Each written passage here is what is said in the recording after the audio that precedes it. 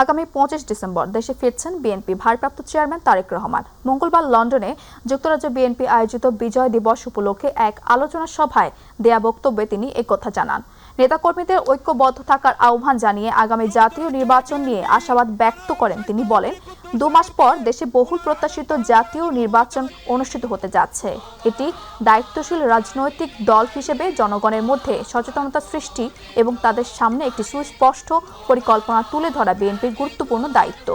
এই সময় দেশে ফেরার সময় লন্ডনে বিমানবন্দরে কোনো ধরনের হট্টগোল না করার অনুরোধ জানিয়ে তারেক রহমান বলেন, কেউ যেন বিমানবন্দরে না যান। কিন্তু সবাই যদি হইচই করে, আমার পরিবারের দলের বিপদের সময় আমাকে মানসিকভাবে সাহস দিয়েছেন, সহযোগিতা করেছেন, সমর্থন জুগিয়েছেন। আজকে বিশেষ করে লন্ডনে যারা আছেন, বিশেষ করে তোমরা যারা ইয়াং আছো, ছবি তোলার জন্য পাগল হয়ে যাচ্ছ, প্রত্যেকের কাছে আমার একটি অনুরোধ, 25 তারিখে ইনশাআল্লাহ আপনাদের দয়া আল্লাহর রহমতে আমি দেশে ফিরে যাব। কিন্তু এখানে উপস্থিত, এই ঘরে উপস্থিত প্রত্যেকটি মানুষের কাছে আমার অনুরোধ, দয়া করে কেউ আপনারা এয়ারপোর্টে সেদিন যাবেন না। দয়া করে কেউ আপনারা এয়ারপোর্টে যাবেন না আপনারা, কারণ এয়ারপোর্টে গেলে একটি হট্টগোল তৈরি হবে এবং মানুষ জানবে যে এরা সব বাংলাদেশি এবং দেশের সুনাম নষ্ট হবে, দলের সুনাম নষ্ট হবে। যারা এয়ারপোর্টে যাবেন না, যারা সেদিন এয়ারপোর্টে যাবেন না, আমার আজকের এই অনুরোধ যারা রাখবেন, আমি ধরে নিব তারা দল এবং সর্বোপরি দেশের সম্মানের প্রতি মর্যাদা রাখবেন। আর আমার মানা করা সত্ত্বেও, আমার অনুরোধ করার পরেও যারা যাবেন, আমি ধরে নিতে বাধ্য হব যারা ব্যক্তিগত স্বার্থের জন্য সেখানে গিয়েছে। ইনকিলাব মঞ্চের মুখপাত্র শরীফ ওসমান হাদিকে গুলির ঘটনায় মূল অভিযুক্ত ফয়সালের বাবা হুমায়ুন কবির ও মা হাসি বেগমকে আটক করেছে র্যাব। রাতে এক বিজ্ঞপ্তিতে তথ্য জানান র্যাব জানান, মঙ্গলবার ভোরে দক্ষিণ কেরানীগঞ্জের হাসনাবাদ হাউজিং এলাকা থেকে ফয়সালের বাবা হুমায়ুন কবির ও মা মোসাম্মদ হাসি বেগমকে আটক করা হয়েছে। পরে তাদের মামলার তদন্তকারী কর্মকর্তার কাছে হস্তান্তর করা হয়। এদিকে ফয়সালের শ্যালকের দেয়া তথ্যে ডোবা থেকে হাদিকে গুলি করা অস্ত্রসহ 3টি অস্ত্র উদ্ধার করা হয়েছে বলে জানিয়েছেন বাহিনীটি। এই ঘটনায় এখন পর্যন্ত ফয়সালের স্ত্রী, শ্যালক সহ 4 জন গ্রেপ্তার হয়েছেন। পরে মামলায় গ্রেপ্তার দেখিয়ে আদালতে তোলা হয়। এরপর পুলিশের আবেদনের প্রেক্ষিতে আদালতে তাদের রিমান্ডে পাঠায়।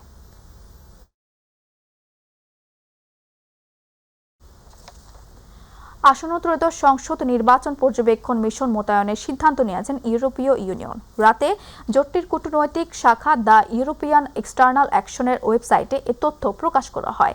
এতে বলা হয়, বাংলাদেশের আনুষ্ঠানিক আমন্ত্রণের প্রেক্ষিতে দেশটিতে ইলেকশন অবজারভেশন মিশন মোতায়েনের সিদ্ধান্ত নেওয়া হয়েছে। ইউরোপীয় ইউনিয়নের উচ্চ প্রতিনিধি ইভারস ইজাবস মিশনটি প্রধান পর্যবেক্ষক হিসেবে থাকবেন। বিজ্ঞপ্তিতে আরও বলা হয়, পর্যবেক্ষক দলটি স্বাধীন ও নিরপেক্ষভাবে নির্বাচন পর্যবেক্ষণ করে রিপোর্ট দেবে। এই মিশন বাংলাদেশের প্রতি ইউর সমর্থন, শক্তিশালী গণতান্ত্রিক প্রতিষ্ঠার, আইনের শাসন এবং মানবাধিকারের আকাঙ্ক্ষার একটি বাস্তব উদাহরণ।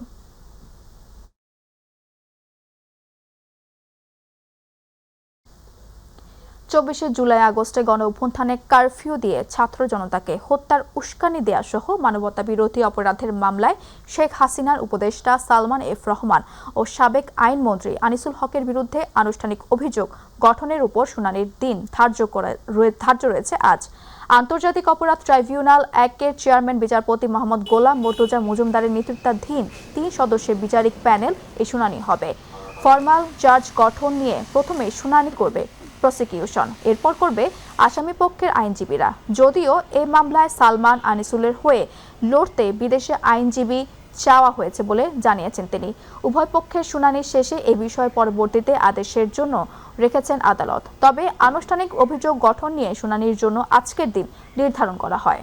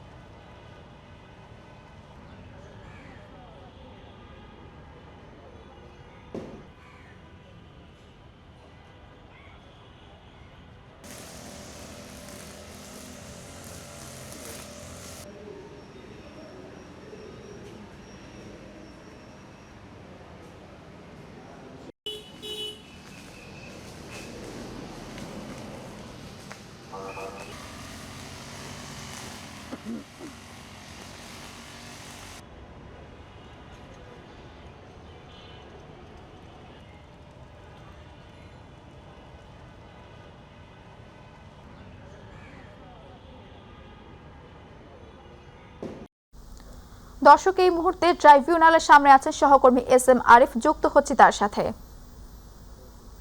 আরিফ, ট্রাইব্যুনালের আজকের কার্যক্রম নিয়ে কি তথ্য আছে আপনার কাছে জানাবেন।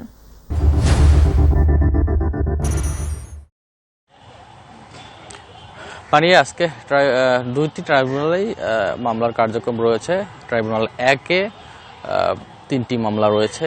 সেটি মধ্যে যদি বলি জয় এবং পলক, যেটা সাবেক প্রধানমন্ত্রী শেখ হাসিনার পুত্র জয় এবং পলকের বিরুদ্ধে একটি মামলা রয়েছে। সেই মামলাটি মধ্যে 3টি অভিযোগ রয়েছে। তার মধ্যে প্রধান যে অভিযোগটি রয়েছে সেটি হলো এই যে জুলাই গণঅভ্যুত্থানটি ছিল, সেই জুলাই গণঅভ্যুত্থানে ইন্টারনেট বন্ধ করে হত্যার যে সহযোগিতা, সেই সহযোগিতা সহ 3টি অভিযোগ। এই মামলায় আজকে গত 10 ডিসেম্বর কিন্তু জয়ের বিরুদ্ধে, পলাতক জয়ের বিরুদ্ধে পত্রিকায় বিজ্ঞপ্তির কিন্তু নির্দেশনা দেওয়া হয়েছিল এবং সেটি আমরা জেনেছি যে পত্রিকায় বিজ্ঞপ্তি দেওয়া হয়েছে। আজকে তাকে 17 ডিসেম্বরের মধ্যে হাজির হওয়ার কথা বলা হয়েছিল পত্রিকা বিজ্ঞপ্তির মধ্যে, তবে আজকে কিন্তু তিনি এখন পর্যন্ত হাজির হননি। সে কারণে আজকে এই মামলায় যে আনুষ্ঠানিক অভিযোগ গঠনের উপর আদেশ, সেটি আসতে পারে বা আদেশের জন্য দিন ধার্য হতে পারে, আমরা যতটুকু জানতে পেরেছি। এবং এই মামলায় কিন্তু পলক যিনি রয়েছেন তিনি কিন্তু এই মামলায় গ্রেপ্তার রয়েছেন, তাকে কিন্তু ইতিমধ্যেই এই ট্রাইব্যুনাল চত্বরে আনা হয়েছে।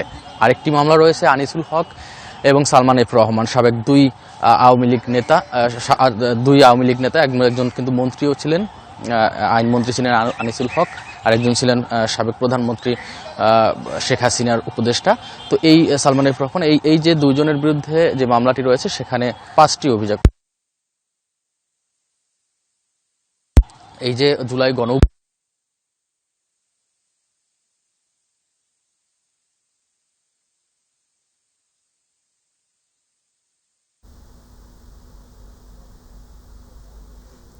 জি আরিফ, আপনাকে ধন্যবাদ। দর্শক, আন্তর্জাতিক অপরাধ ট্রাইব্যুনাল থেকে সর্বশেষ খবর জানাচ্ছিলেন আমাদের সহকর্মী আরিফ। যাচ্ছি পরবর্তী সংবাদে। দিন বদলের স্বপ্নে মাত্র 1 মাস আগে শান্তিরক্ষা মিশনের দেশে ছেড়েছিলেন সেনা সদস্য জাহাঙ্গীর আলম, কিন্তু সন্ত্রাসী হামলায় লাশ হতে হলো তাকে। অপ্রত্যাশিত মৃত্যুর খবরে যেন আকাশ ভেঙে পড়ল স্বজনদের মাথায়। সুদানের সন্ত্রাসী হামলায় নিহত জাহাঙ্গীর আলমের গ্রামের বাড়িতে চলছে শোকের মাতম। মৃতদেহের অপেক্ষায় স্বজনরা। প্রতিনিধি আব্দুল আল মামুনের রিপোর্টে জানাচ্ছেন আতিকুর রহমান তিতাস। স্ত্রী আর 3 বছরের ছেলে ইরফানকে রেখে মাত্র 1 মাস আগে দেশ ছেড়েছিলেন জাহাঙ্গীর আলম। এরই মধ্যে এলো দুঃসংবাদ।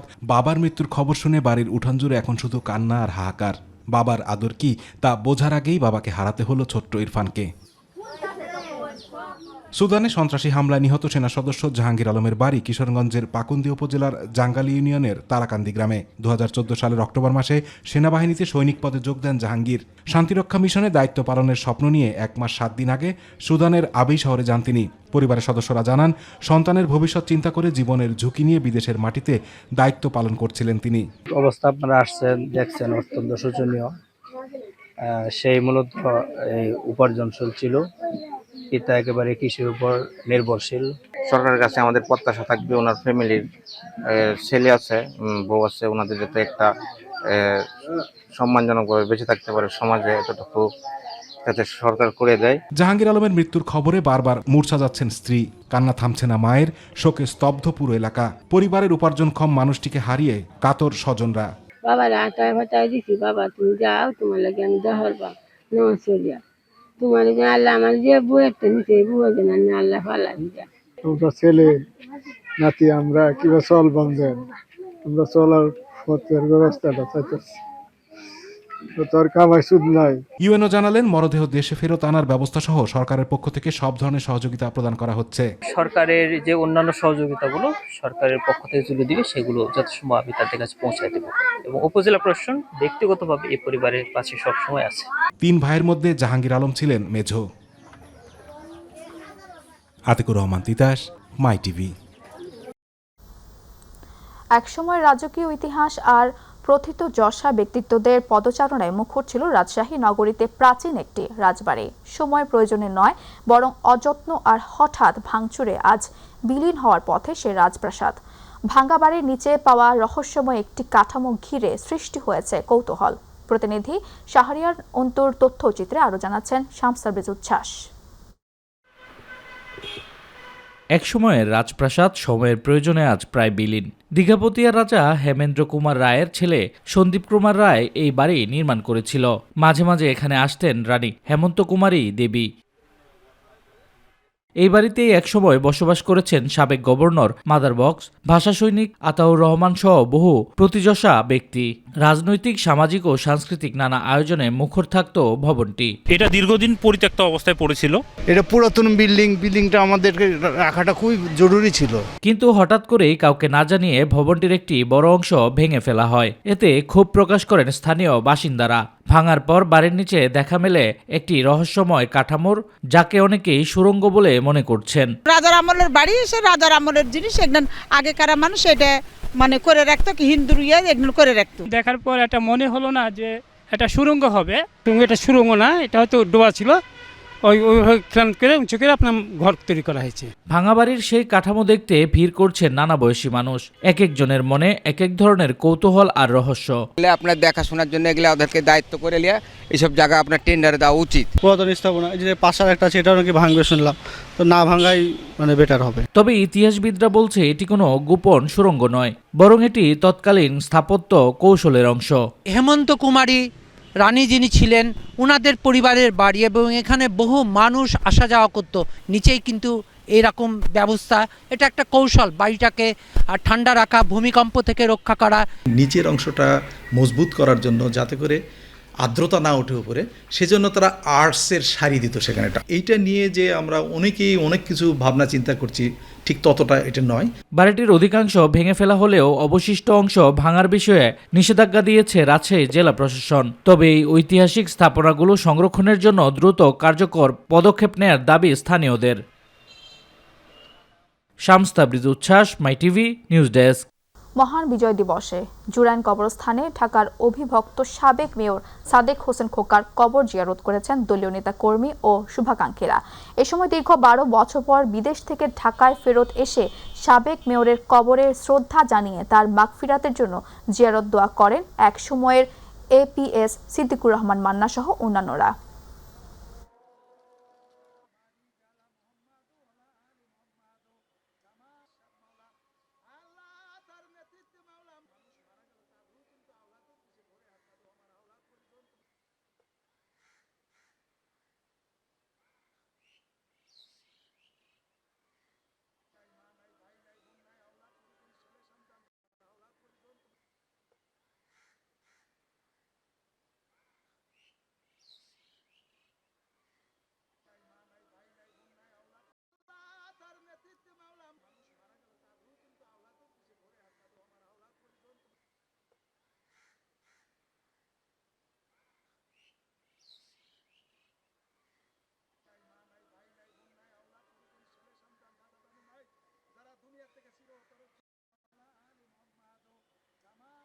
দিনাজপুরের পার্বতীপুরে অপারেশনে ডেভিল হান্ট অভিযানে কার্যক্রম নিষিদ্ধ আওয়ামী লীগের পদধারী ছাড়াও ওয়ারেন্টভুক্ত মোট 5 জনকে গ্রেপ্তার করেছে থানা পুলিশ।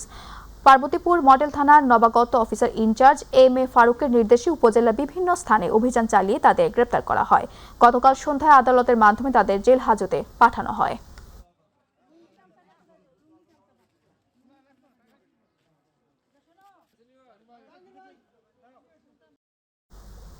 মাদারীপুরের কালকিনিতে হামলা চালিয়ে বাড়িঘর ও ব্যবসা প্রতিষ্ঠান লুটপাটের অভিযোগ প্রতিপক্ষের বিরুদ্ধে ভুক্তভোগীদের অভিযোগ। মঙ্গলবার উপজেলার লক্ষ্মীপুর ইউনিয়ন ভাটবালি গ্রামে উপজেলা পরিষদের সাবেক মহিলা ভাইস চেয়ারম্যান বিথি আক্তারের মাছের খাদ্য উৎপাদনের কারখানা, গোডাউন ও হেমায়েত মোল্লা ব্যবসায়ী প্রতিষ্ঠানে হামলা চালিয়ে লুটপাট করে প্রতিপক্ষের লোকজন। এছাড়াও মোক্তার হোসেন মোল্লা, ইজহাক মোল্লা, মহিদুল রারির বাড়িঘরে হামলা ও লুটপাটের ঘটনা ঘটে। ঝালকাঠির নলছিটিতে মহান বিজয় দিবস উপলক্ষে উপজেলা বিএনপি, যুবদল ও স্বেচ্ছাসেবক দল, ছাত্রদল সহ অঙ্গ সহযোগী সংগঠন নেতাকর্মীদের নিয়ে বর্ণাঢ্য র্যালি ও আলোচনা সভা হয়েছে। উপজেলা পৌরসভার গুরুত্বপূর্ণ সড়ক প্রদক্ষিণ করে র্যালিটি শহীদ মিনারে এসে শেষ হয়। নেতাকর্মীরা শহীদদের প্রতি গভীর শ্রদ্ধা জানিয়ে পুষ্পস্তবক অর্পণ করে। এ সময় ঝালকাঠি 2 আসনে বিএনপি মনোনীত প্রার্থী ইশরাত সুলতানা ইলেন ভুট্টো, জেলা বিএনপির সাবেক উপদেষ্টা গোলাম মোস্তফা সালু, উপজেলা বিএনপির সভাপতি আনিসুর রহমান হেলাল, উপজেলা স্বেচ্ছাসেবক দলের সভাপতি তৌহিদুল আলম মান্না সহ নেতাকর্মীরা উপস্থিত ছিলেন।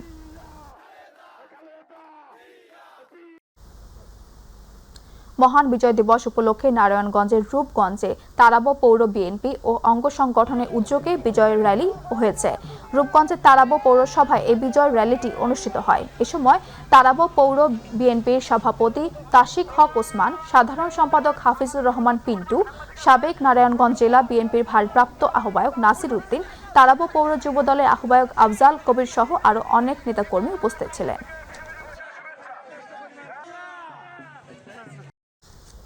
নরসিংদী বেলাবতে মহান বিজয় দিবস উপলক্ষে বীর মুক্তিযোদ্ধা ও যুদ্ধাহত বীর মুক্তিযোদ্ধা এবং শহীদ বীর মুক্তিযোদ্ধা পরিবারকে সংবর্ধনা দেয়া হয়।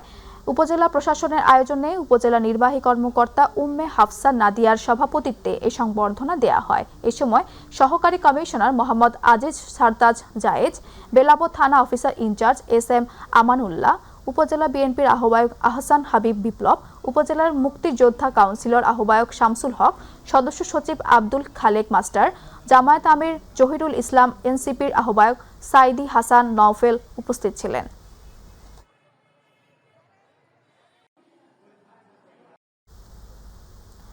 বিজয় দিবস উপলক্ষে শরীয়তপুরে কেন্দ্রীয় শহীদ মিনারে 31 বার তোপধ্বনি মাধ্যমে শহীদদের প্রতি শ্রদ্ধা নিবেদন ও শহীদ মিনারে পুষ্পস্তবক অর্পণের মাধ্যমে শ্রদ্ধা জানিয়েছেন জেলা প্রশাসন ও পুলিশ প্রশাসন সহ বিভিন্ন সহকারী দপ্তর ও রাজনৈতিক দলের নেতাকর্মীরা। এ সময় শরীয়তপুর প্রেস ক্লাব, মুক্তিযোদ্ধা কমান্ড, বিভিন্ন রাজনৈতিক দল, সরকারি বেসরকারি দপ্তর সহ নানা সামাজিক ও সাংস্কৃতিক সংগঠন শহীদদের প্রতি শ্রদ্ধা জানায়। পরে জেলা প্রশাসন, তাহসিনা বেগম ও পুলিশ সুপার রওনক জাহানের নেতৃত্বে বিভিন্ন দপ্তরের প্রধান, রাজনৈতিক নেতৃবৃন্দ ও সাংবাদিকেরা শরীয়তপুর স্টেডিয়ামে আয়োজিত কুচকা আওয়াজ অনুষ্ঠানে অংশগ্রহণ করেন। বিজয় দিবস উপলক্ষে শহীদ মুক্তিযোদ্ধাদের বিদেহী আত্মার মাগফিরাত কামনা করা হয়। গাজীপুরের শ্রীপুরে যথাযোগ্য মর্যাদায় মহান বিজয় দিবস উদযাপিত হয়েছে। সূর্যোদয়ের সঙ্গে সঙ্গে 31 বার তোপধ্বনির মাধ্যমে দিবসটির আনুষ্ঠানিকতা শুরু হয়। পরে শ্রীপুর স্মৃতিসৌধ পুষ্পস্তবক অর্পণ করেন শ্রীপুর উপজেলা প্রশাসন, পুলিশ কর্মকর্তা ও শ্রীপুর প্রেস ক্লাব সহ বিভিন্ন রাজনৈতিক দলের নেতৃবৃন্দরা।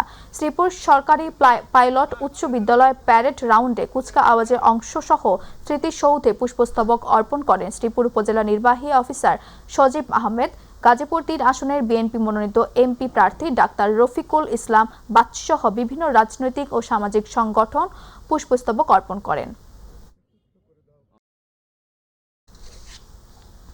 কুড়িগ্রামের নাগেশ্বরীতে যথাযোগ্য মর্যাদায় মহান বিজয় দিবস উদযাপন করা হয়েছে। সূর্যোদয়ের সাথে সাথে কেন্দ্রীয় বিজয় স্মৃতিস্তম্ভ 31 বার তোপধ্বনি এবং মহান মুক্তিযুদ্ধে বীর শহীদদের শ্রদ্ধা নিবেদন করে বিজয় স্তম্ভে পুষ্পার্ঘ্য অর্পণ করেন উপজেলা প্রশাসন ও থানা পুলিশ সহ বিভিন্ন রাজনৈতিক, সামাজিক ও সংগঠন। ডিএম একাডেমি ফুটবল মাঠে কুচকা আওয়াজ ও বিভিন্ন শিক্ষা প্রতিষ্ঠানের ডিসপ্লে প্রদর্শনী শেষে বিভিন্ন ইভেন্টে বিজয়ীদের মাঝে পুরস্কার প্রদান করা হয়। পরে দুপুরে বীর মুক্তিযোদ্ধা ও তাদের পরিবারকে সংবর্ধনা প্রদান ও আলোচনা সভা অনুষ্ঠিত হয়।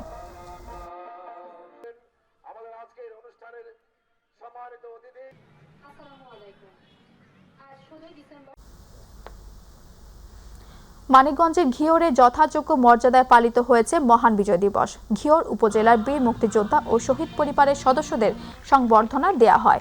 সকালে সূর্য ওঠার সাথে সাথে ঘিওর ডিএন পাইলট উচ্চ বিদ্যালয় মাঠে শহীদ মিনারে ফুল দিয়ে শহীদদের শ্রদ্ধা জানান উপজেলা প্রশাসন, বীর মুক্তিযোদ্ধা সহ বিভিন্ন শ্রেণী পেশার মানুষ। পবিত্র কোরআন তিলাওয়াতের মধ্য দিয়ে অনুষ্ঠান শুরু হয়। জাতীয় পতাকা উত্তোলন, শান্তির প্রতীক পায়রা ও বেলুন উড়িয়ে অনুষ্ঠানের উদ্বোধন করেন উপজেলা নির্বাহী কর্মকর্তা নাশিতাতুল ইসলাম।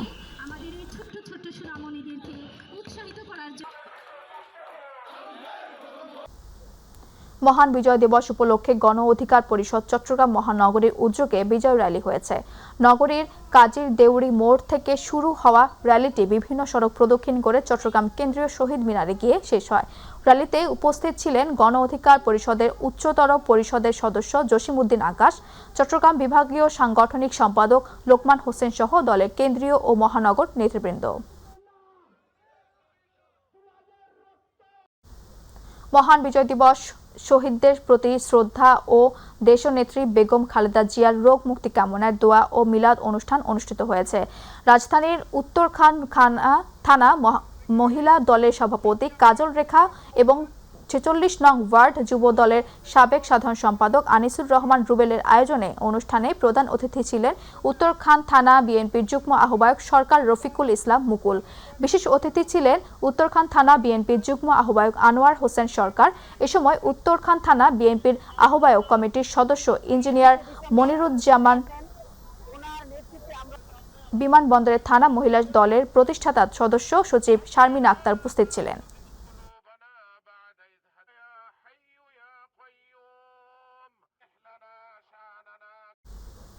মহান বিজয় দিবস উপলক্ষে জনসাধারণের জন্য চট্টগ্রামে 2টি জাহাজ উন্মুক্ত করেছে বাংলাদেশ কোস্ট গার্ড পূর্ব জোন। গতকাল দুপুর 12টা থেকে বিকেল 4টা পর্যন্ত কোস্ট গার্ডের অধীন বিসিজিএস অপূর্ব বাংলা ও বিসিজিএস তাজউদ্দিন জাহাজ দুটি সাধারণ দর্শনার্থীদের জন্য উন্মুক্ত রাখা হয়। এ সময় বিভিন্ন শ্রেণী পেশার মানুষ জাহাজ দুটি প্রদর্শন করেন এবং কোস্ট গার্ডের আধুনিক সক্ষমতা ও সমুদ্র নিরাপত্তায় তাদের ভূমিকা সম্পর্কে প্রত্যক্ষ ধারণা লাভ করেন।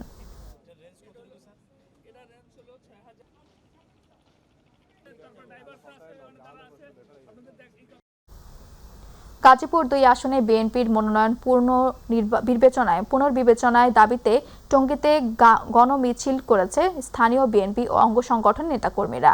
মঙ্গলবার টঙ্গীর কলেজ গেট থেকে শুরু হওয়া এই মিছিলটি ঢাকা ময়মনসিংহ মহাসড়কের বিভিন্ন গুরুত্বপূর্ণ সড়ক প্রদক্ষিণ করে। মিছিলের নেতৃত্ব দেন গাজীপুর মহানগর বিএনপির প্রতিষ্ঠাতা সভাপতি হাসান উদ্দিন সরকার, সাবেক আহ্বায়ক সালাহ উদ্দিন সরকার, সাবেক যুগ্ম আহ্বায়ক রাকিব উদ্দিন সরকার পাপ্পু। মিছিল শুরুর আগে টঙ্গী সরকারি কলেজ মাঠে চেয়ারপারসন বেগম খালেদা জিয়ার রোগ মুক্তি কামনায় দোয়া মাহফিল অনুষ্ঠান অনুষ্ঠিত হয়।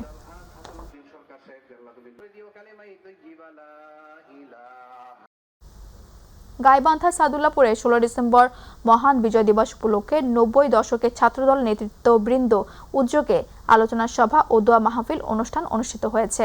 মঙ্গলবার সন্ধ্যায় জাসাস এর সাদুল্লাপুর উপজেলার শাখার অস্থায়ী কার্যালয়ে গাইবান্ধা জেলা তাঁতি দলের আহ্বায়ক আসম সাজ্জাদ হোসেন পল্টনের সভাপতিত্বে ও উপজেলা ছাত্রদল সাবেক সাধারণ সম্পাদক রেজাউল করিম রাজুর সঞ্চালনায় বক্তব্য রাখেন উপজেলা বিএনপির সাবেক সভাপতি শফিউল ইসলাম স্বপন, উপজেলা জাসাস উপসভাপতি মাসুদ মিয়া, উপজেলা বিএনপির যুগ্ম আহ্বায়ক শাহ আলম সহ আরো অনেকেই।